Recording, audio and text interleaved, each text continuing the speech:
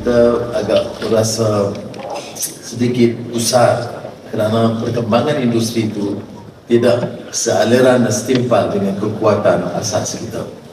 Excellencies, ladies and gentlemen, we all know that Malaysia is a maritime nation.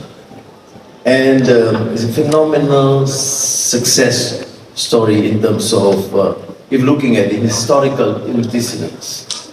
We have seen the vibrancy of ports in Malaya, the Malay state, namely Malacca, emerging as a major maritime port in the region and recognized internationally. So when you talk about globalization, people tend to associate it as essentially Western invention, which is not true. Look at China, look at India, look at the Malay states in the past. Trade and engagement between countries has been very much globalized. And you find cities from Malacca to Batavia, it was before Batawi, and Shanghai, Hong Kong, of course Mumbai. They were known as international ports. So we actually inherit a system which is not alien in terms of the vibrancy, because we talk about thousands of ships even in those days. But what we find lacking, unfortunately, is not we are not able to compete and exploit, utilize the present resources and innovate and improve the industry to be able to be playing a major role in the industry. So I think it is timely, therefore, as alluded to by the Minister, that the entire government, led by the Ministry of Transport, coordinate their efforts and give whatever is required to render the support so that the industry emerge as a stronger force and maritime business becoming more resilient, because shipping must continue to be considered as the bloodline that supports connectivity, which is an essential part of global trade. Now, I think it's more than 80%, almost 90% of Malaysia's export are done by sea transport or the maritime industry, which means in terms of costs, it is more competitive and fortunately is deemed to be competitive and efficient. And we are proud to say that ports like Port Klang and PTP and Penang, among those ports who are emerging as to be more effective, competitive, and I believe with the support of the industry, we can then ensure that we are not only top 20, but probably under Minister Anthony Loh, we can reach to top 10. Because we have the potential. What we need is the required support. The private sector must take the lead. And I can assure you, as part of the government, we need to do more. Yes, we have not given that sort of focus and emphasis in the past.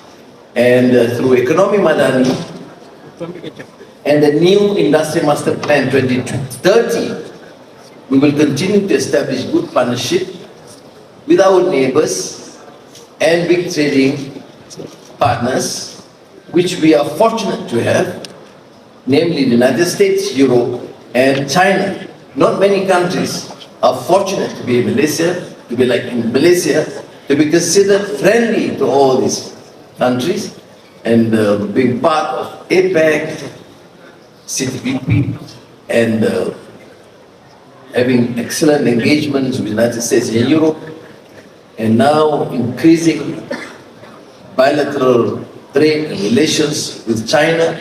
And in my meeting with the Russian Foreign Minister, I did indicate our interest to be part of BRICS. Now, the only consideration is, of course, trade, investments, and to be considered to be an independent country that can be used as a hub in terms of international trade between the West and the East.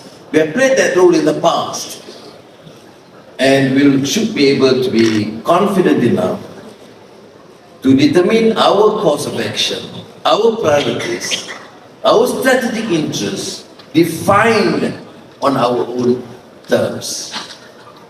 Now, this dynamic neutrality will certainly bear results, because as a trading nation, we need to increase foreign trade, and Malaysian waters should remain a center, the area that is most welcoming to all maritime industry, to all countries who would like to continue to trade with us. And I therefore would assure the participants that once we have to confront with the geopolitical challenges, we will maintain this route of fiercely independent and neutral, to be able to contain the negative forces and focus on what is considered to be our own priority, and to protect the national interest. Now, the National Energy Transition Roadmap is our commitment. The government focus on building a greener economy, while the roadmap has set one key target for the maritime transport sector, and call on participants to focus on this, because maritime transport sector, which is to have a low carbon fuel penetration of 40% by 2050, is considered to be one of the priorities. Now, consistent with this target, all the agencies and ministries, including Ministry of Finance, will have to adjust its policies, introduce new measures, even incentives, to make sure that the maritime industry can fully utilize and appreciate, and therefore to be seen to be emerging as a more formidable force in this region. So in our effort to both leverage global trends and to encourage investments into our country, it is imperative that we innovate. Now, so it is a challenge to the Malaysian maritime industry, because we do implement the Malaysian Maritime Single Window as a central digital database and common data source, an important step forward in the digitalization of the industry. So we'll make the adjustments. I don't claim to be a normal politician who say that we have done our best already. No, we have not done so. We are here to learn from your experience and expertise, and we will be prepared. We are prepared to make the necessary adjustments, because the industry must improve, Safety is paramount, and the industry must therefore emerge as a competitive force which would certainly assist in the development of this country. Now, the IMO, the International Maritime Organization, has called upon its members to celebrate the World Maritime Day, now 50th anniversary of the International Convention for the Safety of Life at Sea. The IMO set the theme, Navigating the Future, Safety First.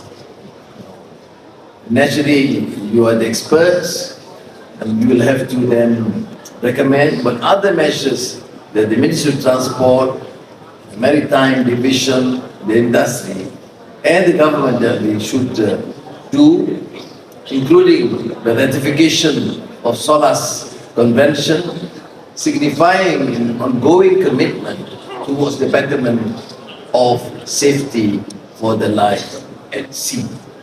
Now, Excellencies, ladies and gentlemen, it is encouraging, therefore, to see so many of you present, both in the industry and also having the expertise.